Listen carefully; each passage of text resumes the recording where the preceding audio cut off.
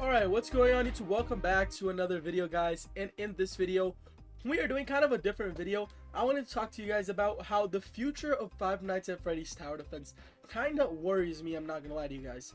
And this is mostly because of FNAF TD2 coming out, and that can obviously change this whole idea that I have for this video very much. But it kind of worries me of what is going to happen to FNAF TD1.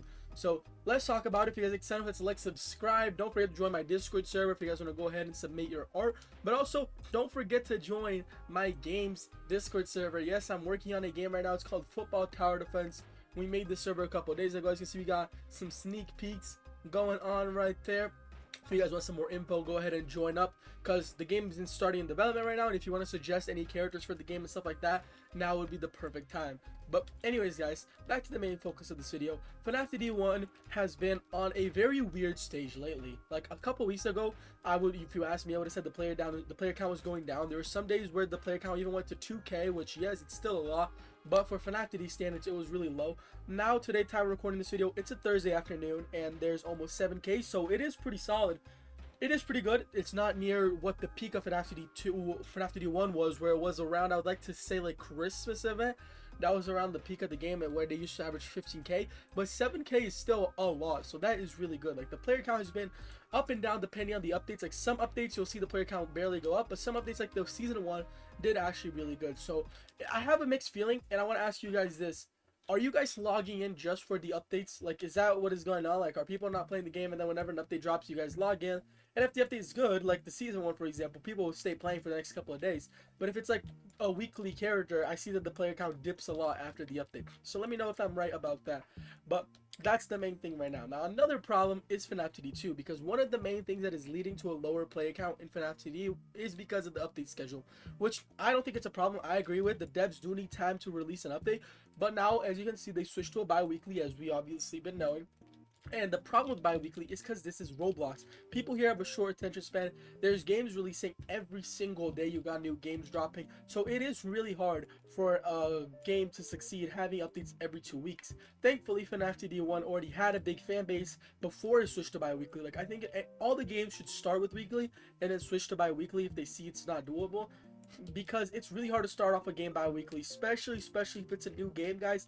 If you're working on your own game, the best advice I can give you is do weekly updates, at least for the first like 3 or 5 updates, because people don't know about your game, and if you take 2 weeks to update, people are gonna forget. But anyways, back to FNAF TD1. The bi-weekly updates is taking a lot of people out of the game. A lot of you guys are not even bothering checking out the updates unless it's a very big update. Like, I've noticed that people have only been logged in for the seasons or for the events. Whenever it's an update like over here, like the exclusive units, people don't bother checking it out because it's just one new unit every 2 weeks. And I mean, I'm in the middle point. I know that devs need time to work on FNAF TD2, which is my next point, but it also kind of kills off this game a little bit. But it's not something to worry about right now because the player count is still good. FNAF TD2 is my next worry because it has everything to either be a big success or a big fail. Why do I say this? A lot of you guys, every time I make videos on FNAF TD2, a lot of you guys go in the comments and tell me that you're not going to switch over because you already grinded for hours to get all your units in FNAF TD1, which honestly, it's valid. Like, you spent a lot of time grinding on this game. A lot of you guys say that it's not going to be enough to switch over, and to that I have to say we don't even know how much content is going to be in FNAF TD2.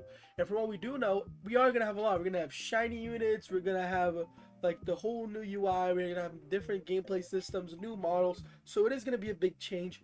But I do understand the people who are kind of like don't want to let go of this game. So I think that if FNAF TD2 comes out and it's actually something like different from FNAF TD1, but like different to a good level, then people will switch over and it can be a big success. I don't know how people will react if it's like a good game, just good, like not something too crazy. I don't know if people are going to make the switch over. But yeah, I don't know what to think. I'm kind of at the middle point. I think FNAF TD2 can be something really great to give us a fresh restart. I don't know how updates are going to work, if they're going to follow. I feel like it might, I don't know. I think it's kind of risky if the FNAF TD2 just follows the same update schedule that this game had, like start off with FNAF 2 and then FNAF 3 and then FNAF 4 and FNAF 5. You know, that order. I think that's the logical way to do it, and that's the way most people would like. But that's the way that we have for FNAF TD1.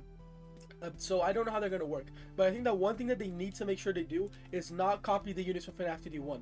Like Freddy, okay, how do I explain this? Freddy is always, these updates from the latest FNAF games don't really follow that, but it's usually a Freddy, Chica, Foxy, and Bonnie. Always, like for the nightmares, for the toys, for the whatever versions we got of the characters, it was always like that. And then it was like Freddy and Chica were usually the rares, Bonnie was usually the legendary, and Foxy was usually the, I mean not the legendary, the secret, and the Foxy was usually the nightmare, not nightmare, the golden, the mythic. But also, like, it was always the main four in a different version, and they would always do the same thing. Like, Freddy usually had a gun, he was a single target, Chica was usually the explosive, Bonnie was usually the continuous, and Foxy used to be AoE, single AoE, something like that, called AoE, I don't know. But they always had the same type. Recently, they started switching that up, but I hope that FNAF TD2, they have the opportunity to, like, change it up. So maybe now Freddy is the explosive, Chica is a single target, things like that would be really, really cool for the game. But also events, like, switch up. If we're still gonna have this present system, where you gotta collect all the units, and at the end of the season you get a character, maybe switch up like the units, and maybe for season 3 or like season 4, which is one that I most remember, instead of the nightmares being like Freddy, Chica, or maybe have be Freddy, Chica, Bonnie, and Foxy, but switch the order. Like maybe now Freddy's gonna be the secret. I don't remember the last time we got a secret Freddy. Oh no, Phantom Freddy was a secret, I'm pretty sure, for the, no, Phantom Freddy was the, oh my god, he was the infinite mode.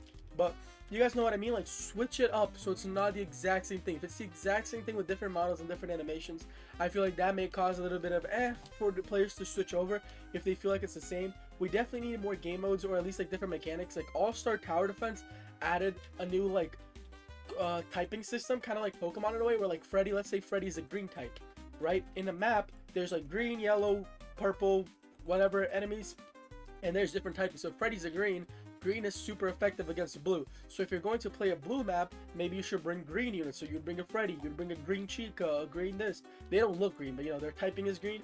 So then they do extra damage to the maps you're doing. It just adds a level of strategy to the game. I think that would be really cool. I would also love some nice quality of life features. Like maybe you have the model follow you. Like some games, All-Star Tower Defense again, they do it so the first unit you have equipped is here sitting on your shoulder. That is really cool to showcase your units, especially the rarer units. I feel like that would be really cool if maybe you had like the animatronic following you, or maybe if you had like a little version on your shoulder, like I said, or maybe a little version like walking next to you. That would be really cool. Just quality of life features to make the game feel different, so it doesn't feel the exact same as FNAF TD1, because obviously maps are going to look different, units are going to look different, but at the end of the day, we need some like more mechanics to make the game feel different than FNAF TD1. That's just my thoughts and opinions on it.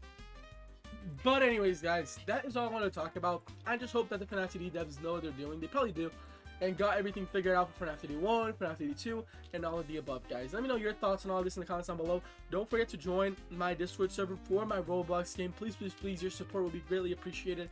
I see a high potential with this game I'm working on. Even if you don't like soccer or football, join up, give it a try, and let me know what you think, okay? Pretty much it for this video, and I'll see you guys next time. Peace.